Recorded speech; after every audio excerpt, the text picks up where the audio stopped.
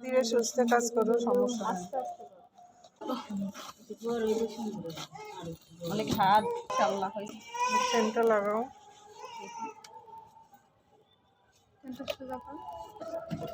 হ্যাঁ, তাহলে ব্যাগটা কেমন শিখতে পারছো তোমরা কেউ? ইনশাআল্লাহ শিখতে পারছি। এরপরে কি বানাতে পারবা?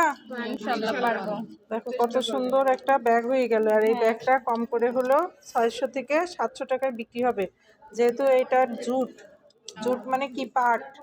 পাটের তৈরি জিনিস এখন বাংলাদেশে অনেক বিখ্যাত এই হয়ে বিখ্যাত, গেছে। মানে এটার অনেক কদর আছে। আর যেহেতু এটা হচ্ছে বাংলাদেশের ঐতিহ্য, আমাদের পাট, আর এগুলো বিতে নেই। করাচ্ছে এবং কি আমাদের সবাই আমরা অনেক কাজ শিখছি। দেখেন না, এটা অনেক সুন্দর একটা ব্যাগ তৈরি হয়েছে। সেটা হচ্ছে আমরা ভালোভাবেই আমরা বুঝতে পারছি। এটা আমরা বাসায় আর কি বানাতে পারবো, শুধু একটা মেশিনের জন্য আর কি ভালোভাবে প্রস্তুত করতে পারবো।